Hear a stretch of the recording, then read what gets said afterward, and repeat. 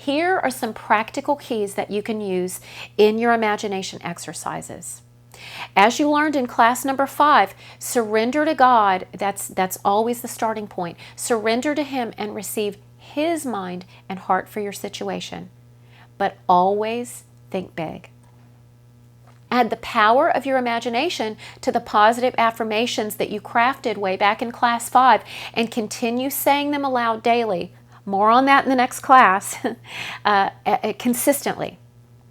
Remember, it is consistent, habitual imagination that produces results. So establish a habit of doing your affirmations / now imagination exercises for a few minutes each morning and each night. When you engage your imagination right before going to sleep, it allows your subconscious mind to go to work for you while you sleep. Make your imagination time a priority and set an alarm to remind you. Arrange your schedule so that you're able to do this in a relaxed and unhurried way. Find a quiet place away from distraction. Start with the big picture. For example, a promotion at work, and then break it down into as much detail as possible. What color are the walls? What does your desk look like? What does your new office have? Does it have windows? What does it look like? What kind of plant is sitting on your desk? Touch its leaves. Feel the softness on your fingertips. If you're struggling to see it in the earth realm, start in the heavenly realm where you know all things are possible. Find your starting point. Go to Office Max and sit at a fancy new desk and feel it in the natural, and let that be fuel for your imagination. Imagine the specific things in your life that will change when your miracle manifests, paying attention to anything that might be a hidden blockage. For example, maybe you desire a new house across town and you don't realize until you step into it in your imagination that you actually have anxiety about your children changing schools. That's been blocking your success, but you didn't even consciously realize what it was. Think it through, noting every potential blockage, every negative emotion. Don't allow negative feelings to run the show, though. As the one who's been given stewardship over your life, proactively resolve every blockage as you're led by Holy Spirit. Imagine already being the person who has or does these things, because being will lead to having. What kind of person has plenty of time, resources, relationships? Get specific with how you dress, how you carry yourself, how you interact with others, how you speak, how you spend your time, and how you feel as that person. Visualize looking out from your own eyes rather than looking at yourself in third person. Create a vision board. Cut out pictures or print out digital images that are before your eyes every day, just like Jacob used with the striped and spotted livestock. For example, if you have diabetes, print out a picture of a healthy pancreas. If you're having trouble conceiving, print out a picture of a perfectly functioning reproductive system, a pregnant woman or a beautiful baby. If you're struggling with your weight, print out a picture of an outfit in your perfect size or a person who's your ideal weight. Get creative with it. Have fun. Align your outer world as a tangible point of agreement that will help what is already done inside of you to work its way out. More on that in a later class.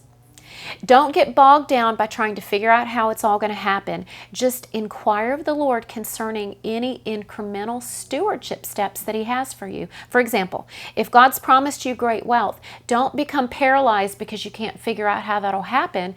Trust Him to bring it about. But you do need to ask, am I a wise steward of what I've already been given? And what are the incremental steps toward my goal? If Holy Spirit reveals any action, do it, and do it now. This is often where the breakdown occurs. Procrastination and avoidance are signs of fear, self-sabotage, and inner conflict. I once heard Bill Johnson say that the strength gained in the contending will be necessary for the stewarding. So don't be discouraged if this doesn't happen immediately. In our I want it now culture, it's easy to lose sight of the fact that we need the process in order to be able to steward. You may want to ask a trusted friend to hold you accountable every month or so to make sure you're not becoming slack or discouraged. Keep going until your miracle manifests or until God clearly redirects you. You are a son of God. You don't make decisions based on what you see. You don't quit because it's hard. You're only moved by Him. When I first began my imagination journey, I quickly came to the realization that all my dreams had melted away on the crucible of hope deferred. The Father was inviting me to dream with Him, but I was joining Him with empty hands. Now, of course, He knew that, and He knew we would end up in this place at this time. And in His astounding kindness, He said to me, the first step to dreaming is to realize that you have no dreams. I can work with that.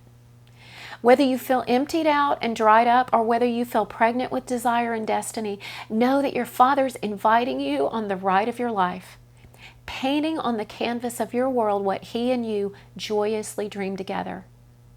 I'd like to end this chapter with a really beautiful word from the Father that I believe is also for you. Do not be afraid to dream, to envision, to desire. It is not carnal, it is not selfish, nor will your dreams be too small, as you've supposed. Goals which are imposed on you from without are too small, but those dreams which emerge from your heart are the outflow of my heart in you. You are made this way to create with me. It sounds spiritual to defer to me, but that's religion. I will not deviate from this pattern in creating with and through you. You must remain in a place of submission, allowing me to guide and direct those dreams. You must allow them to die in the winter season, as you've learned, and you must give me permission to work with places of idolatry, but I will not dream for you. I've placed my dreams within you from eternity past. They're already within you, yet you're waiting on me to give them to you from without. Some people spend their whole lives waiting for this, wandering in a wilderness of uncertainty and purposelessness. Do not die in this wilderness. It sounds so spiritual, saying you trust me and that my thoughts are higher than yours, and they are, but you have forgotten that my thoughts are within you because I am within you. You have learned to not walk in presumption, to not lean on your own understanding. You've learned to submit to me, to ask me, to listen to me, to eat from my hand the tree of life. But now you must learn to dream my dreams. You must accept responsibility for the dreams, desires, and destiny that I have already placed within you. I not only give you permission to dream, but I require that you dream. I have chosen not a puppet, but a bride with her own thoughts, feelings, desires, personality, and identity. It is time to embrace the dreams and desires that I have placed within you. Look into your spirit and you will remember what you already said yes to. So, just be true to the passions and desires that arise, for springtime has come. You did well to remain steadfast and obedient during the winter seasons when the old desires were dying away, the shedding of a skin much too small. But now you must look within and embrace the dreams of this butterfly season. You've grown accustomed to caterpillar options and restrictions. You've grown accustomed to the death of desire, but it's time to wake up. Do not fear disappointment, for this is the season for you to create with your dreams. Don't worry about the uncertainties. Just start by being true to the desires you know are there. Do not strive or censor them, judging them as selfish or frivolous.